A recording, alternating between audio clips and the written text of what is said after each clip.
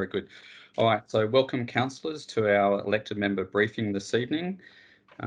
Just before we commence going through the items of business, I just want to remind everyone that tonight's meeting is being live streamed, and welcome councillors as well as anyone from the community who's joining us through that channel.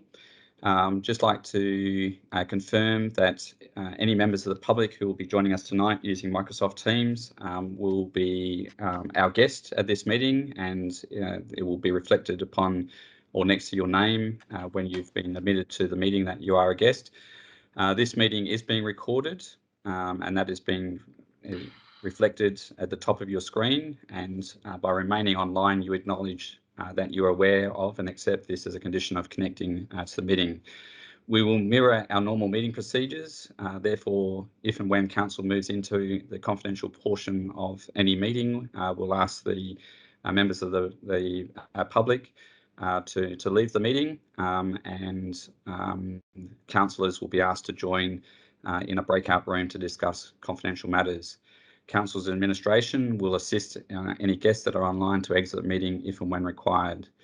As per the local government meeting regulations, members of the gallery are not permitted to speak at this meeting, and consequently their cameras and microphones have been disabled. Thank you once again for joining us for tonight's live stream council briefing session, and we ask for patience as we work through any technical challenges that may arise. So councillors, we've got just a couple of items for discussion this evening. The first two items we will discuss as part of the elected member briefing. When we get to item number 3, which is in relation to elected member training regarding virtual meetings, we will hold that training session out of session and in line with the local government regulations. So the community will be asked to leave the meeting when we commence the training session at item number 3. So in relation to the first item on tonight's discussion, as we now have started the new year, albeit we've had one elected member briefing and one council meeting, we thought it would be timely and opportune to take a little bit of time to do some reflections on the year that was, and get some feedback from councillors about your reflections on 2021, what worked and well, and maybe some lessons learnt from last year, and also to just then put our minds forward to the year ahead and what matters we need to consider.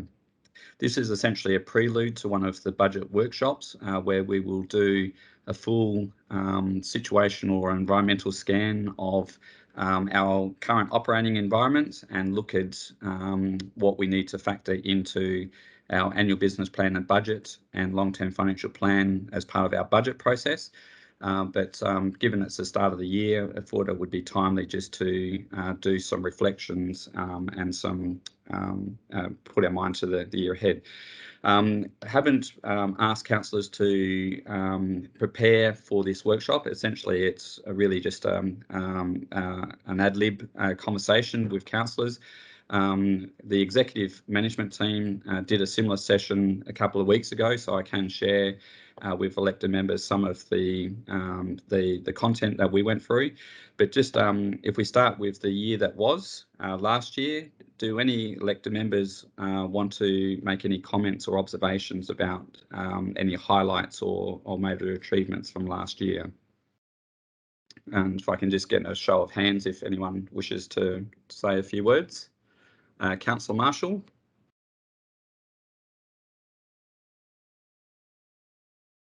Just need to unmute yourself, Councillor Marshall.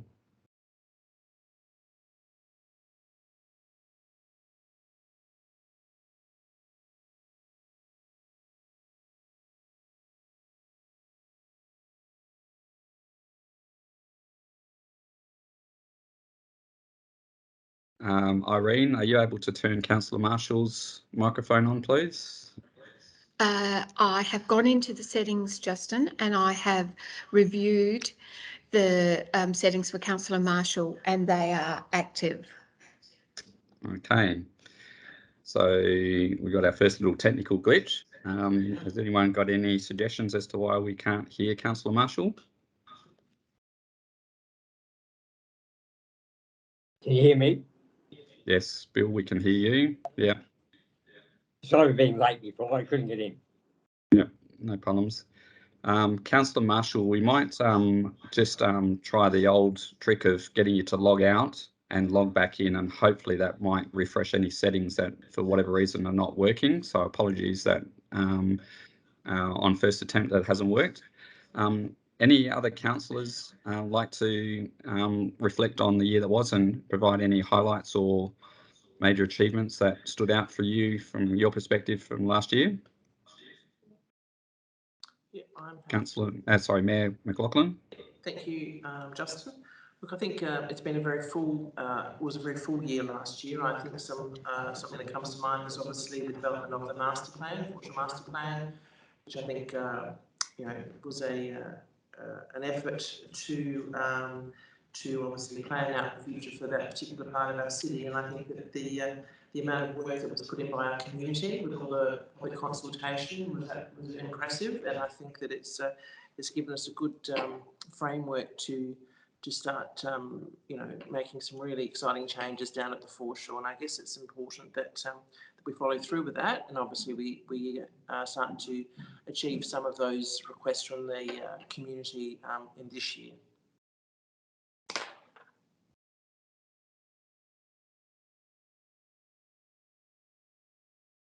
Sorry, I'll go to Councillor Marshall first, and hopefully this time that will work, and then I'll go to Deputy Mayor Stone. So, Councillor Marshall. Can you hear me now? We Yes. can. Right, good.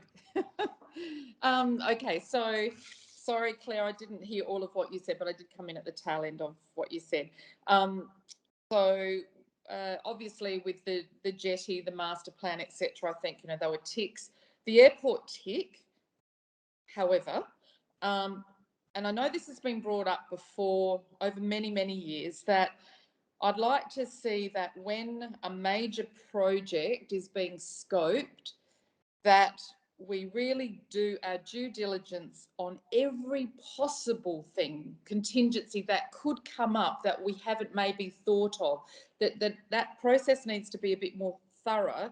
It's happened with other major projects in the past where once it's near completion or completed, other things pop up which end up becoming quite costly, and that unexpected expenditure obviously throws a bit of a spanner in the works of our long-term financial planning. So I think somehow we need to get better with how we scope and the contingency that we have, and to really, really make sure that we've got all the experts on board that can foresee other possible things around that project that might rear their ugly head. Hopefully won't, but just to be super, super prepared.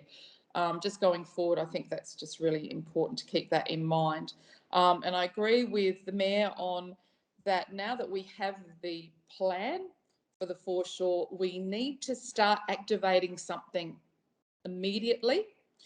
I also think it's really, really important that we keep not just watch, but we may have to intervene in some way with say the Whyalla High School site. I'm not so worried about the Ayr High School site, but the Whyalla High School site is deteriorating before our very eyes. And whether it's that those discussions that have to be had with the state government, perhaps we have to allocate some money or come to an agreement with the state government to keep at least the frontage, the gardens, etc., up to scratch, because they're really deteriorating quickly now. I just want to get in there and put some weed killer down and prune those roses and cut that hedge. Like, we're not talking, I don't think, lots of money to do that, but I think the public can see that it's a high tourist area. We do not want that to deteriorate, and it will deteriorate very, very quickly. So while we've got some good runs on the board, we need to be very, very mindful of some things that are glaringly obvious and that we don't let that decay. Thanks. Thank you, Councillor Marshall. Deputy Mayor Stone. Thank you, Justin. Look, I agree entirely with both the comments there of the Mayor and Councillor Marshall. I think overall we have had a good year. I think we've had a good team year. We'll always find things that we're not happy with because we haven't achieved them. But overall, I think we have done well for the community. Looking ahead, I guess my main area of concern or wariness is whether we end up trying to spread ourselves too thinly on a range of issues. We want to improve our well-being. We want to improve our economy. We need to keep up with grassroots things like roadworks, filling potholes, laying down curbs. It does concern me that we've got a number of projects and, of course, the future of the civic building that's going to cost money. And as an elected member, despite all the issues, I don't want to see us relying on high rate increases over the next few years to achieve this, because it's part of our plan in upgrading Whyalla. I think we've got a lot of hard decisions to make over this coming year, and it's something I think us as elected members and administration have to really focus on to try to pick out what we must do. And of course, the Foreshore Master Plan is something we certainly need to activate, and perhaps other things that don't need to be activated right now and can go on the back burner. But I think we can certainly achieve a lot in the next year, but I really do see some hard decisions about what we do attempt. But it's been a pleasure working with everyone for the last year. Thank you, Councillor Stone. Any other councillors wish to make a comment on the year that was, and then we'll turn our minds more to the year ahead, but the year that was, any other comments about last year? Councillor Knox? Just need to unmute Councillor Knox. Yeah. Firstly, I think we need to drive the government in regard to the two high schools. It's not, I recognise that Whyalla High is in a more prominent location, but a lot of work and effort has gone into the grounds and the gardens in front of Ebba John Eyre, and I wouldn't like to see that go backwards. I've already had some comments from people that have said that it is going backwards. So I think we need to drive the government on those two issues. We did have a commitment from them that they would maintain the schools. Let's at least keep them to that commitment. During the last year, legacy issues, and I accept that that's diverted a lot of time, staff time. The airport really worries me. We've got more money to spend on the airport. If we pass that on in the way of a passenger tax, we're going to get more screens from the likes of Qantas and then probably Rex as well. And yet if we don't pass it on, it's a burden on the ratepayer. And I don't think that should be the case. I think it needs to be passed on. The other issue is the rates. Some big ticket expenditure items, so I accept that we're going to have a rate increase. But it worries me the way we're going and what that rate increase might well be. And I'm going to raise one other thing before I shut up. And I've said this before many times. 7 years ago, I raised the issue, a resolution was passed in council about a walking trail linking all the hills. And I was told a while back that it would happen. But we're still waiting to see anything, and even any investigation for it. So I figured that I'll walk out of council after 8 years as council member, and after 8 years of that being on council's book, with nothing that's happened. Enough from me. Thank you, Councillor Knox. You did raise that issue about 6 months ago, and I can assure you that we are doing some work on the walking trails, linking up the. So we'll bring some information back to you shortly, and I'm confident that some work will happen before you leave council. Councillor Stupos is next. Yeah, thank you. I'll just reiterate a couple of things that impressed me this financial year. Obviously, the hard work that the Mayor has been doing in being associated with other government bodies, instrumentalities, has led us in good stead. I think we get a better picture from our members of Parliament in the state, the work that she's done. I was very ecstatic with the election profile that we did. I think we're being heard, and the hydrogen plants, etc., are all going to probably start to move forward in the next 12 to 18 months. Number 2 was the public consultation process that we undertook. I think that was quite robust this year for the first time in many, many years. The other thing that really impressed me was the thorough review that we did on our asset management and the new thinking that we're doing regarding the use of pods, etc., to try and replace the dilapidated assets that we have around the streets. And lastly of all, the only big ticket item that I have concern is with the budget process going forward. We do have a lot of capital expenditure. If we're going to do it and deliver on these, there has to be a rate rise. And how much can we bear? So I think this year's budget process has to be quite robust, with councillors kind of taking the emotion out of, we can't afford pay rises. Well, if that is the case, what do we forego? Someone can let us know. So I think we've got a challenging 12 months coming up. Thanks.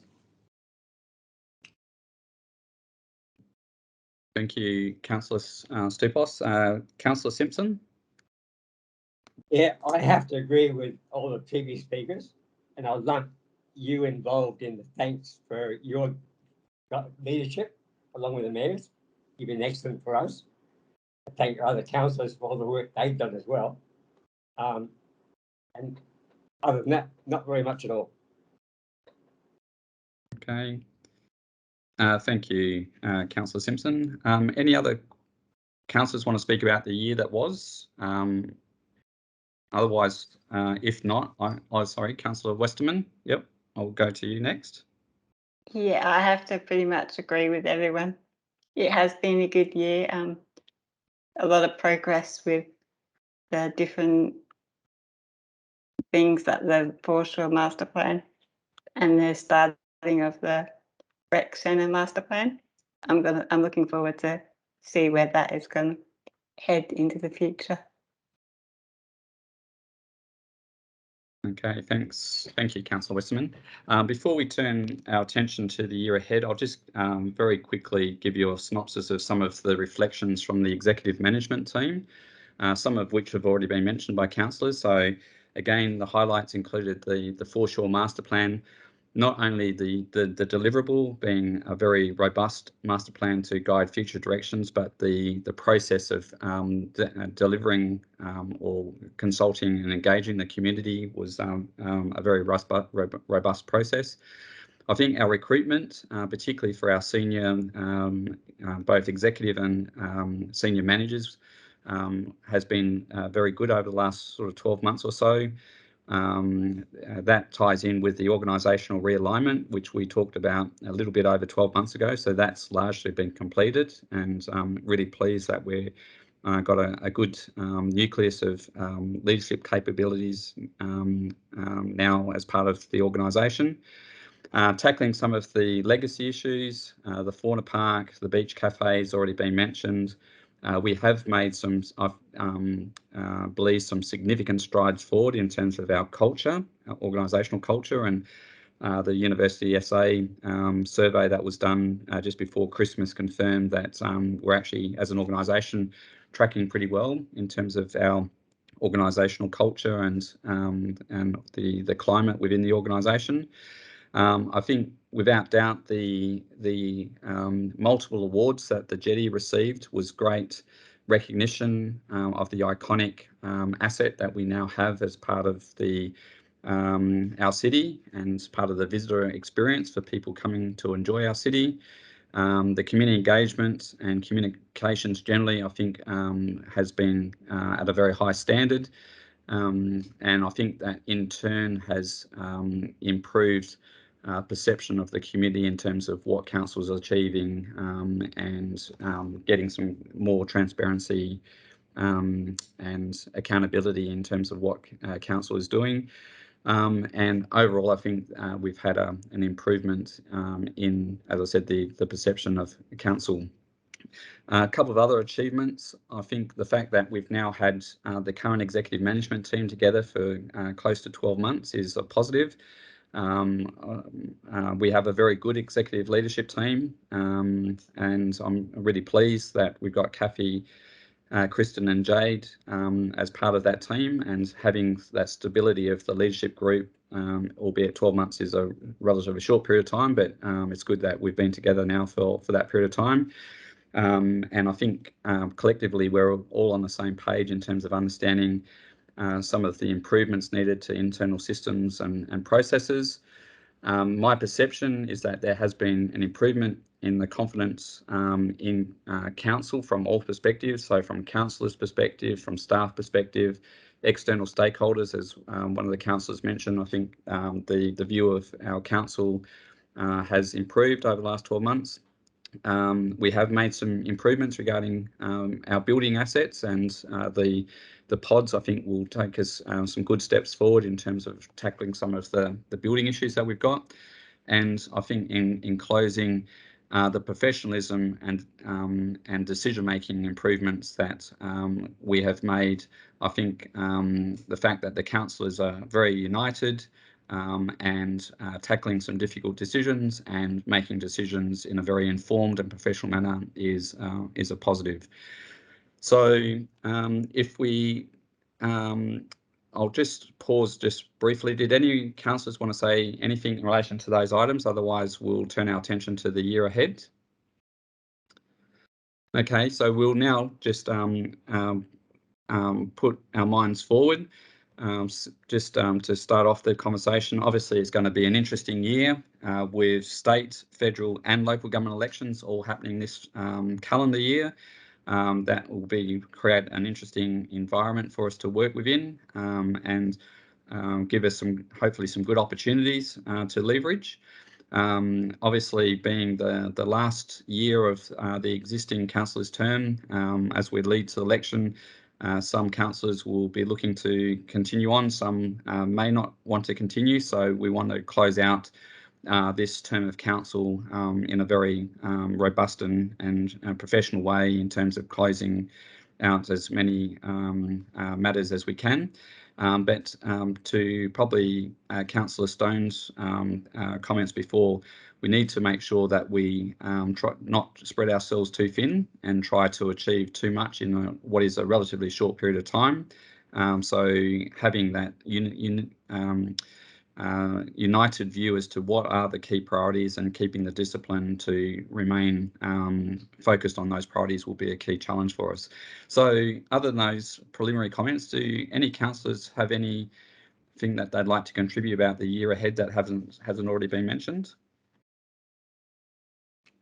Show of hands for anyone. Mayor McLaughlin.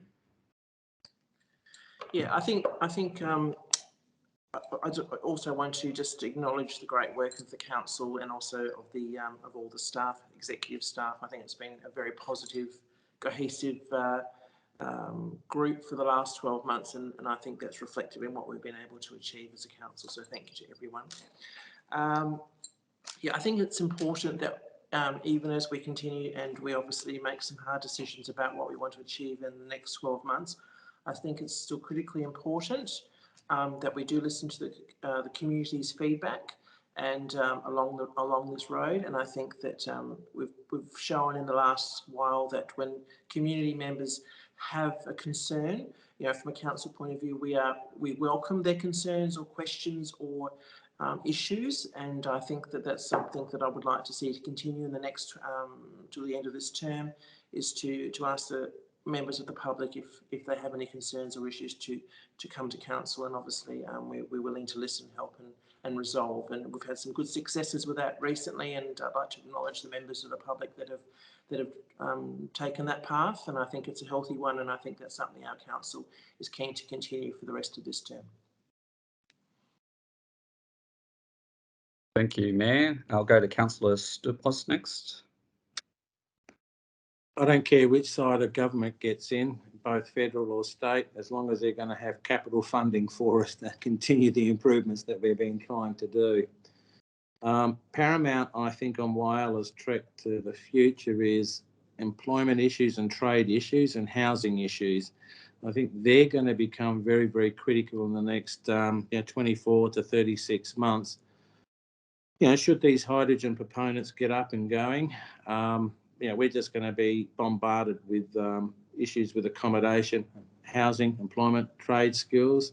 I think we really need to get some impetus from the government to try and find out where our shortfalls are in this community, and how can we better use the local resources to try and catch up on those jobs that could potentially be coming through on those projects, so that the wealth stays within the economy of Whyalla.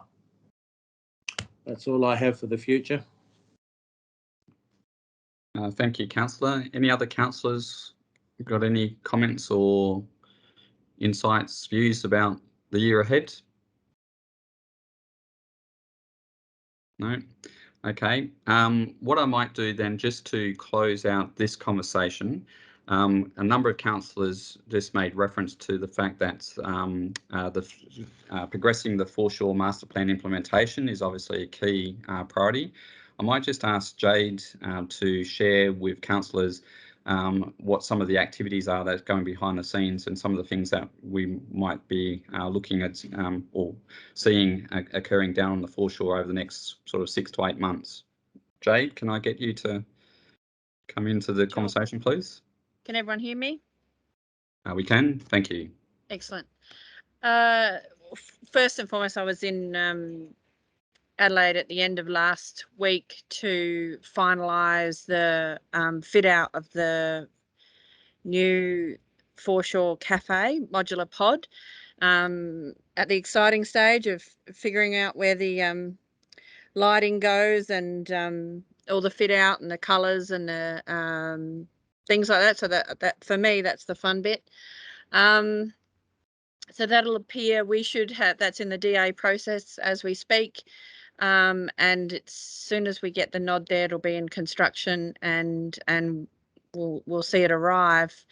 Closely following that is the visitor pod that's also being fitted out, and will stand alone and have solar panels. And it looks like, because it's the first little spoke from a hub, we've got some interest from SATC to do a big promo of it and have the surrounding furniture bespoked up, not at any cost to us, but to SATC and Specialised Solutions as a bit of a demonstration of moving forward. So that was really exciting to see that come to fruition.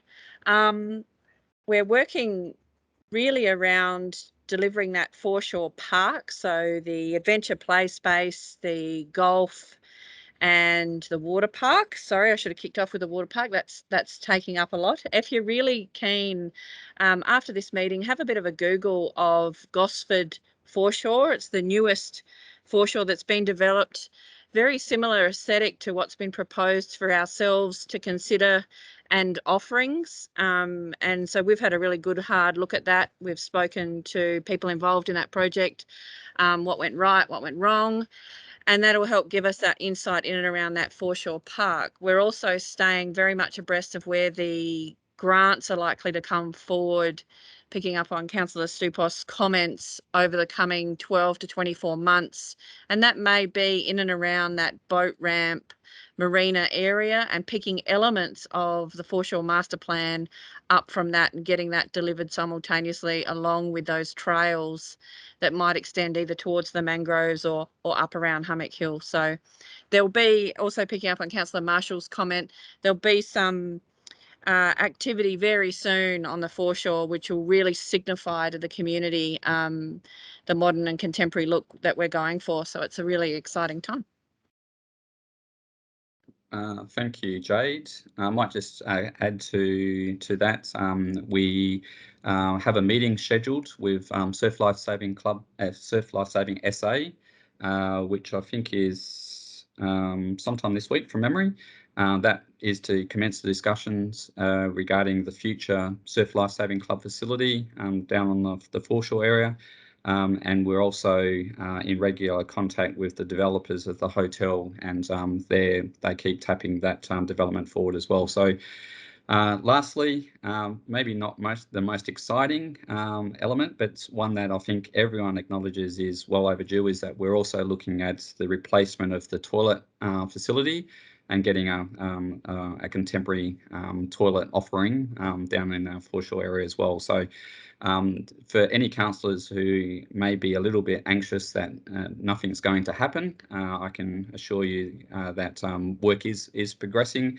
Jade's also working on a consultants brief to engage some consultants to do the design development phase of a number of the elements that we've talked about.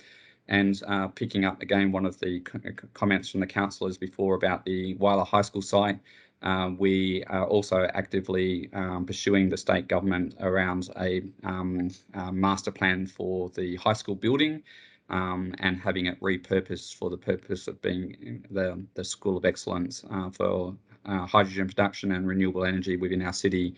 And I think some further work will progress on that very shortly, noting that that was part of the federal government application that went through to Canberra back in November, which we expect to hear or get confirmation that we've secured some funding as early as probably around March, maybe April this year. So with that funding, we'll be able to get stuck into that work as well. Okay. Any last comments? As I said, this was a bit of a prelude, just getting everyone's heads into the task at hand, which is delivering local government services for the next 12 months. Any final reflections or comments before we turn to the next item on the agenda? No? Okay. All right. Well, we'll stop there. As I said, sorry, Councillor Stupos just got in with the hand at the 11th hour. Trying to push the hand. Yeah. There's one big concern that I have going forward, particularly if we do have this massive development in the hydrogen. Obviously, we're going to have a lot of fly in, fly out. My concern is around COVID. If we have a major outbreak, is our hospital system going to cope? Something that's been worrying me, seeing the numbers that have been hitting Queensland, New South Wales and Victoria at the moment, they're just going up exponentially. Is this something that we're going to look forward to? And will the poor old Whyalla Hospital actually recover or cope with it, to be honest with you? So that's one concern that I have with the future going forward. Yeah, and that's probably a good segue into item number 2, which is to do with COVID-19. To answer your question without actually finding an answer, I'm not going to suggest to you that I know how well our hospital system or health system is going to cope. The Mayor and myself did sit in on a Whyalla Community Leadership Group meeting, which included representatives from the local health network, SAPOL, ambulance services and the like, probably about 2 weeks ago. Certainly, there is no doubt that there is a significant demand on the hospital, noting that anyone from the broader region and from Whyalla City, if they're not able to support themselves in their own home in managing the symptoms of COVID-19, the hospital was the first point of call, for that service to be delivered in region. And if for whatever reason the hospital, Whyalla Hospital, is not able to cope with the demand, and for some patients, the next step is the RA in Adelaide. So I think everyone's watching to see what the numbers look like and the impact on the health system. And as all of the public messaging has been occurring in recent times, everything that we can do to minimise the spread and minimise the impact of COVID takes some pressure off the health system. So hopefully it will stand up. Councillor Stone, did you have a question or comment? Just to throw in a comment there, as over the last couple of months, as an almost semi-regular client of the Whyalla Hospital, they certainly have put into process a lot of effort and work in case of COVID.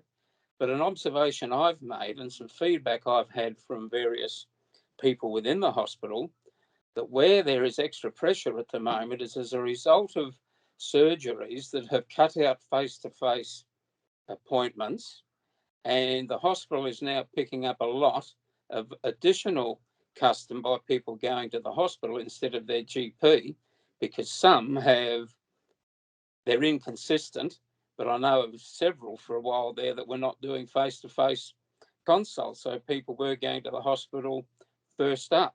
So that's an observation of mine, plus feedback I've had from staff in there, is that alone is putting extra pressure on, because the surgeries, the private practices, are sort of taking the easy option out, or like they argue it's for the safety of their doctors, but also it's a lack of safety for their patients who then have to go to the hospital. So I think they're copying it from non-COVID activities caused by the concern of COVID at some of the private surgeries. Thank you, Councillor Stone. Yep, acknowledge that it's interesting times. It was also confirmed as part of the briefing that the Mayor and I attended that a lot of the support or services are also still being provided in-home, particularly for potentially some of the Indigenous families within our community who may not, for whatever reason, want to come to the hospital. So there is those outreach or in-home services also being provided. So given the interest, and obviously it's a significant issue at present, what we might do is arrange for a briefing from the local health network sometime in the foreseeable future, just so you can hear firsthand from the health service in terms of how they're currently travelling. So I'll set that up. I might just stop talking now, and I'll ask Sue King if Sue can come into the discussion and just provide a synopsis of the current state of play in terms of COVID, both within our city and within our organisation, some of the challenges that we're working through, and just a bit of a general update on all things COVID, please. Sue? Thanks, Justin. So I'll start with where we're at as a Whyalla Council. Our vaccination rate is at 94%, which is fantastic. Staff are continuing to come forward and to provide their vaccination certificates for us to validate. We've done a lot of promotion with the staff to get them to come forward. We have a few at the end of last year that had their first dose, and so they're now coming forward with their second dose validation. So we're seeing that creep up gradually. So I think that's just a great effort across council at the moment for all staff who are doing their bit for community and for SA Health. In terms of where we're at a community, so our vaccination rate at Whyalla is 91.1% of the population have had a single dose, and 86% have had a double dose. So there's a bit of separation there. The health professionals do suggest that you should have your second dose within 3 weeks of having your first dose. So we've probably had some people over maybe the Christmas period that have not maybe got back to SA Health to have their second dose.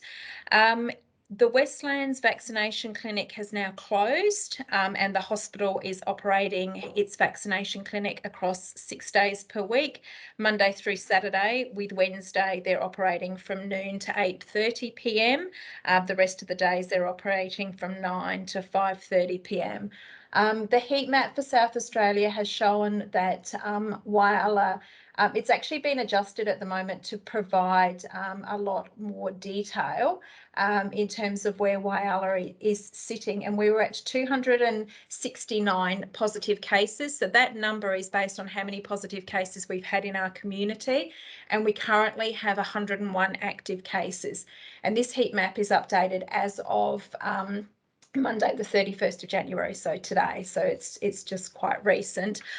Previously we were only ever showing as having 5 active cases, and that was from our previous COVID lockdowns in 2020. So the data is becoming a lot more accurate now for us to be able to track number of cases versus number of active cases. In addition, on Saturday morning at 12:01 a.m, the state government made changes to a number of restrictions across the state. Those included the hospitality sector, allowing them to increase to 50% density. Seated and indoors. Elective surgery, paediatric, will recommence from Saturday. They're expecting that will actually take effect from next week. And narrowing the use of QR codes and keeping them to high-risk settings such as hospitals and aged care centres. Hospitality, definitely, but retail have been able to ease off on QR check-ins. And that's a summary of where we're at with COVID in our community at the moment.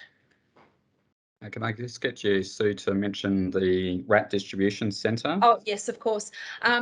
We have been working very closely with the local government functional support group to stand up a rapid antigen testing clinic here at Whyalla. We are waiting for a checklist. We believe that we've identified a very suitable location. This will help alleviate any stress on SA Health with the PCR testing.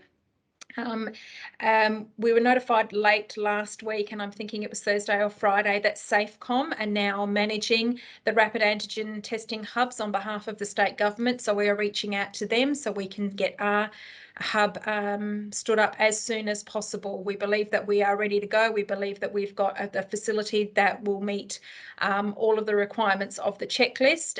We've been in contact with the Red Cross, who are happy to support us in terms of staffing the rapid antigen testing hub, with council providing the location. So we're now chasing Safecom because we are ready to go.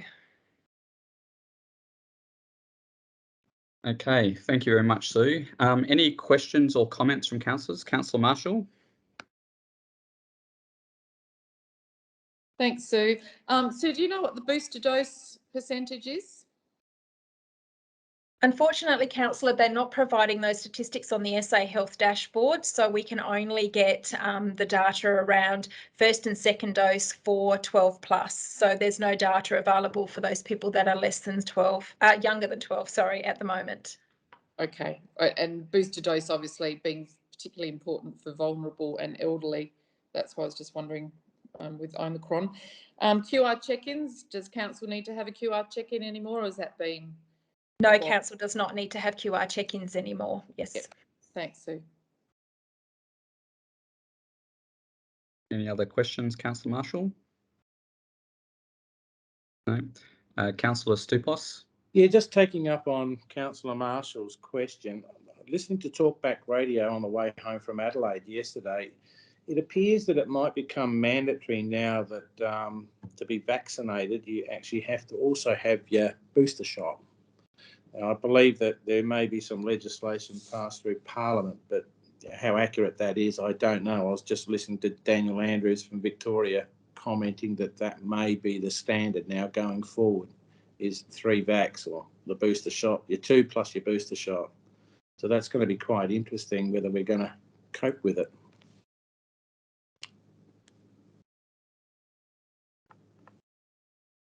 Sue, any comments on that one?